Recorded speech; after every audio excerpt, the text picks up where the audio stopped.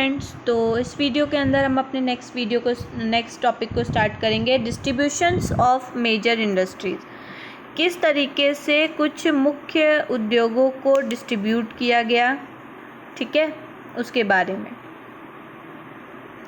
The world major industries are the iron and steel industry. जो पूरे world का जो सबसे मुख्य इंडस्ट्री है वो क्या है? लौह और संपत्त।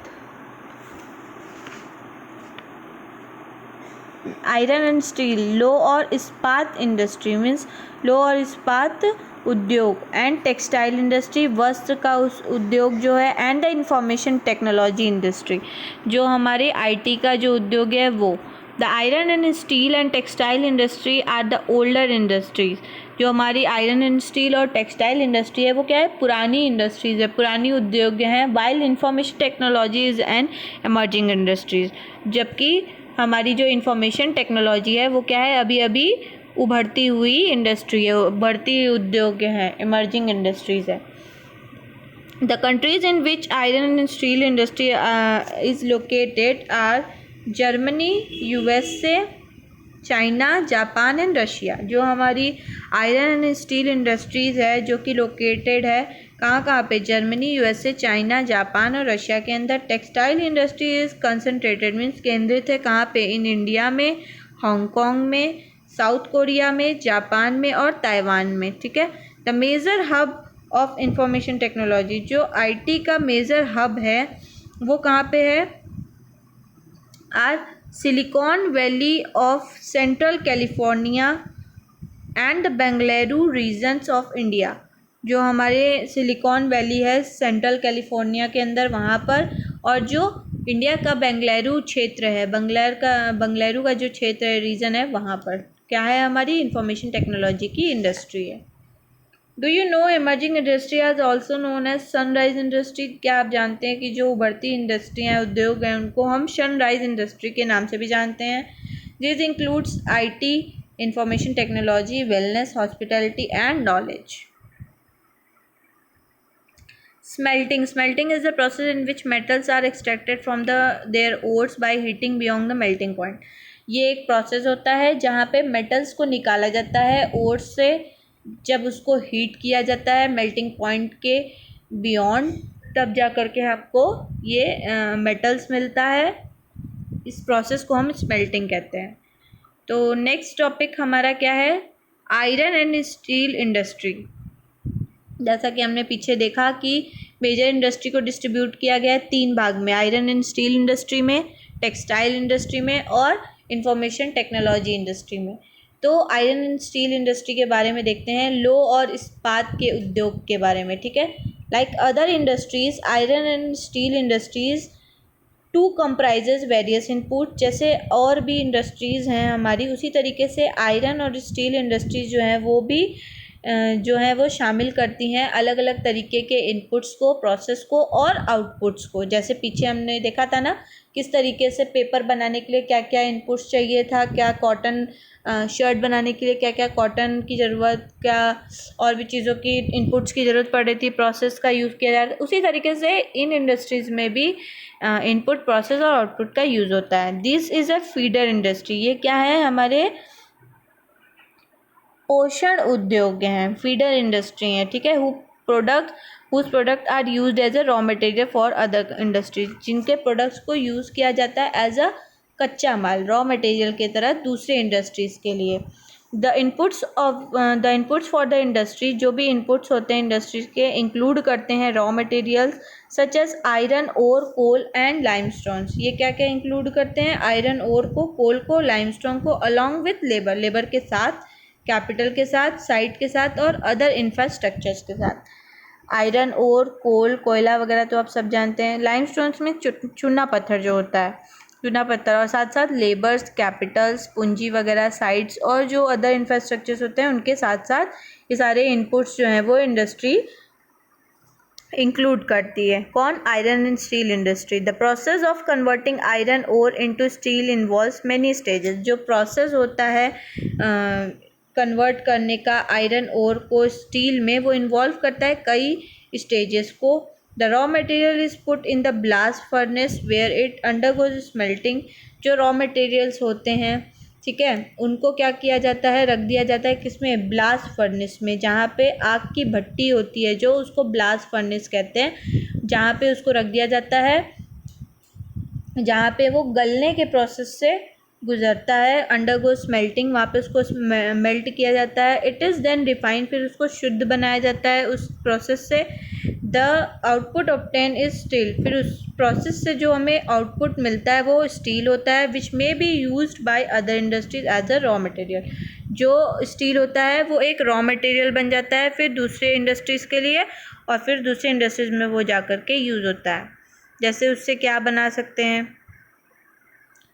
देखिए, स्टील मैन्युफैक्चर करने के लिए इस डायग्राम में दिखाया है 8 टन ऑफ कोल लिया गया, कोयला लिया गया, then 4 ton of iron ore लिए गए, दोनों को जोड़ा गया, फिर 1 टन ऑफ लाइमस्टोन चूना पत्थर लिया गया, तब जा कर के हमको क्या मिला, 1 टन स्टील मिला। इतनी चीज़ें जब मिलाई गई, रॉ मटेरियल्स मिलाए गए, आयरन ओर मिलाया गया, लाइमस्टोन मिलाया गया, फिर प्रोसेस हुआ, देन उसके बाद हमें आउटपुट क्या मिला, 1 टन ऑफ स्टील मिला। Steel is a tough and it can easily B shaped, cut और मेड इनटू वायर। स्टील क्या होता है, काफ़ी टफ होता है और इसको हम आसानी से शेप दे सकते हैं, कट कर सकते हैं, साथ ही साथ इसको वायर के साथ मिला करके बना भी सकते हैं। Special alloy of steel can be made by adding small amount of other metals. Special alloy means विशेष मिश्र धातु जो होता है वो यूज़ किया जाता है बनाने के लिए, उसमें ऐड करके कुछ स्मॉल अमाउंट ऑफ दूसरे मेटल्स का यूज़ करके। जैसे वो दूसरे मेटल्स क्या क्या होंगे, एल्युमिनियम, निकल और कॉपर, इन सारे मेटल्स, अदर मेटल्स का यूज़ करके इनके स्मॉल अमाउंट्स को मिला करके क्या किया जाता है, स्पेशल अलॉय ऑफ स्टील बनाया जाता है। Alloy gives steel unusual hardness. Alloy क्या करता है, जो मिश्र होता है वो क्या करता है, स्टील को असामान्य कठोरता प्रदान करता है, देता है, और टफनेस मीन्स उसमें और ज़्यादा कड़ाई आता है, ठीक है, कड़ापन आता है, और एबिलिटी टू रेजिस्ट रस्ट, और उसके अंदर जंग का विरोध करने के लिए क्षमता बढ़ाता है। मीन्स आप देखोगे स्टील लोहे में क्या होता है, जंग लग जाता है, तो उससे लड़ने के लिए जो है उसकी क्षमता को बढ़ा देता है। Steel is often called the backbone of modern industry. जो मॉडर्न इंडस्ट्री आज की है उसके लिए स्टील क्या है, बैकबोन है। जैसे आपके चलने के लिए आपकी रीढ़ की हड्डी इंपॉर्टेंट है, वैसे ही मॉडर्न इंडस्ट्री को चलने के लिए स्टील की ज़रूरत है, इसलिए यहाँ पे स्टील को बैकबोन कहा गया है मॉडर्न इंडस्ट्री का। Almost everything we use is either made of iron और स्टील। ज़्यादातर चीज़ें जो हम यूज़ करते हैं वो या तो आयरन से बनी होती है या तो स्टील से बनी होती है। और has been made with tool, और इसको किस तरीके से बनाया जाता है, टूल्स का यूज़ करके, मशीनरी का यूज़ करके, ऑफ दीज मेटल्स, ठीक है। जैसे शिप्स हो गए, जहाज, train, truck, autos made are largely of steel, ये ज़्यादातर स्टील से बनते हैं। इवन द सेफ्टी पिन्स, यहाँ तक कि जो आप सेफ्टी पिन्स देखोगे, एंड द नीडल्स, सुई वगैरह you use are made from steel, जो आप यूज़ करते हो वो भी स्टील से बने होते हैं। ऑयल वेल, जो तेल का कुआं होता है, आर ड्रिल, उसको भी ड्रिल किया जाता है, खोदा जाता है विथ स्टील मशीनरी, स्टील के मशीन से। स्टील पाइपलाइन ट्रांसपोर्ट, जो ऑयल का पाइपलाइन जो ट्रांसपोर्ट होता है वो भी स्टील से बना होता है। Minerals are mined with steel equipment, जो मिनरल्स, खनिज निकाले जाते हैं, खोदे जाते हैं, वो भी स्टील के इक्विपमेंट से खोदे जाते हैं। Farm machine are mostly steel, जो फार्म के अंदर कृषि के जो भी यंत्र होते हैं वो ज़्यादातर स्टील के ही होते हैं। Large building have a steel framework, बड़ी बड़ी जो बिल्डिंग्स होती हैं वो भी क्या, उनके जो फ्रेमवर्क होता है, उनका जो ढांचा होता है वो भी क्या होता है, स्टील का ही बना होता है। देखिए, आयरन ओर से कैसे स्टील में ब्लास्ट फर्नेस मीन्स आग की भट्टी में कैसे बनाया जाता है। यहाँ से डाला जा रहा है आयरन ओर और कोक को, फिर यहाँ पे ये आग की भट्टी है, ब्लास्ट फर्नेस, फिर यहाँ से हॉट वाटर का एंट्रेंस होता है, ठीक है। उसके बाद यहाँ पे लावा, जो आग की भट्टी है तो उससे जो लावा निकलता है वो यहाँ आके इकट्ठा होता है, और जो मोल्टेन आयरन होता है मीन्स मेल्ट किया हुआ जो आयरन होता है वो यहाँ आके इकट्ठा हो जाता है। तो इस तरीके से आग की भट्टी से आयरन ओर से हमारा स्टील बनता है। Before 1800 AD, iron and steel industry was located where raw material, power supply and running water were easily available. 1800 AD में क्या था कि आयरन और स्टील इंडस्ट्री जो थी वो कहाँ लोकेट करती थी, जहाँ पे ईजिली जो है उनको रॉ मटेरियल, पावर सप्लाई और रनिंग वाटर आसानी से उनके लिए उपलब्ध हो जाए। ठीक है। Later the ideal location for the industry was near coal field. उसके बाद जो है उनके लिए जो आइडियल आदर्श स्थान था, मीन्स आइडियल लोकेशन जो था उस इंडस्ट्रीज़ के लिए वो कहाँ था, जो कोयले की खदान होती है, कोयले का जो क्षेत्र होता है, फील्ड होता है, उसके पास में, and close to the canals, और नहर के पास में और रेलवे वगैरह के पास में। ठीक है, नहर और रेलवे के आसपास में जो है इंडस्ट्रीज़ के लिए फिर वो लोकेशन आइडियल बन गई। After 1950 iron and steel industry began to locate on large area. फिर 1950 के बाद जो है आयरन और स्टील इंडस्ट्रीज़ जो थी हमारी वो क्या की, स्टार्ट कर दी उस बड़े बड़े लार्ज एरिया जहाँ पे फ्लैट लैंड हो, मतलब समुद्री बंदरगाह के जो पास समतल भूमि होती है, जो लैंड होते हैं, उस जगह पर अपने आयरन एंड स्टील इंडस्ट्री को सेटअप करना स्टार्ट कर दी, वहाँ पे लगाना स्टार्ट कर दी, इंडस्ट्री बनाना।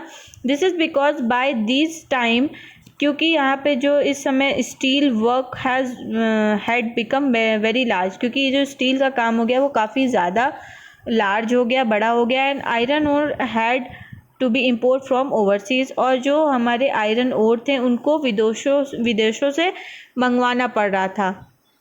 तो वो जब जल के पास होता था या समतल एरिया में होता था, समुद्र के पास, तो आसानी होती थी, इंपोर्ट का इतना खर्चा नहीं आता था।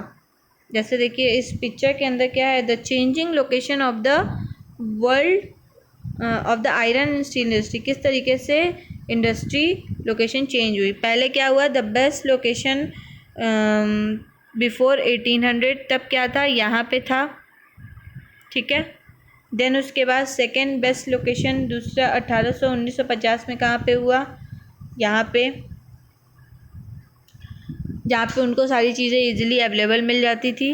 देन थर्ड बेस्ट लोकेशन समुद्री एरिया के पास हो गया, क्योंकि वो इजीली क्या करते थे, ट्रांसपोर्ट करते थे आयरन ओर को बाहर से, तो उनके लिए इतना खर्चा नहीं होता था। वरना यहाँ से ले जाना, यहाँ तक पहुँचाना काफ़ी लंबा प्रोसेस रहता था। इसलिए धीरे धीरे किस तरीके से लोकेशन चेंज हुआ आयरन स्टील इंडस्ट्री का, वो इस पिक्चर के अंदर दिखा रहा है। In India iron steel industry has developed, जो आयरन एंड स्टील कंपनी थी, इंडस्ट्री थी जो हमारी इंडिया के अंदर, वो क्या हुई, वो डेवलप्ड हुई, taking advantage of raw material, किस तरीके से फ़ायदा उठा करके रॉ मटेरियल, चीप लेबर का, सस्ते जो लेबर्स थे, ट्रांसपोर्ट का और मार्केट का फ़ायदा उठा करके उसने चेंज कर दिया। All the important steel producing centre, जो भी इम्पॉर्टेंट महत्वपूर्ण स्टील प्रोड्यूस करने वाले सेंटर थे, जैसे कि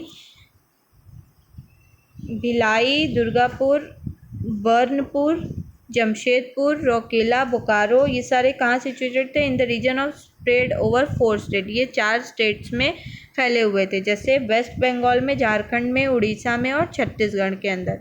भाद्रवती and Vijayanagar in Karnataka, Visakhapatnam in Andhra Pradesh, Salem in Tamil Nadu and other important steel centres utilising local resources, ये सारे जो जगह थे जहाँ पे स्टील प्रोड्यूस सेंटर्स थे, इम्पॉर्टेंट स्टील प्रोड्यूसिंग सेंटर्स थे जहाँ पे स्टील प्रोड्यूस किया जाता था।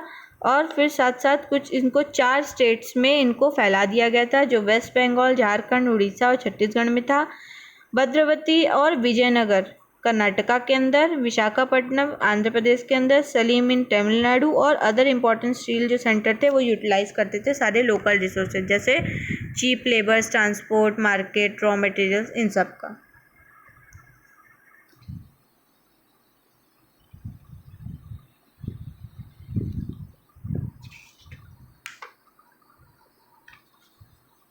अब हम इस वीडियो को यहीं तक रखते हैं। तो आपको जो भी क्वेरीज होंगी इस टॉपिक से रिलेटेड आप कमेंट सेक्शन में पूछ सकते हैं। Thank you so much.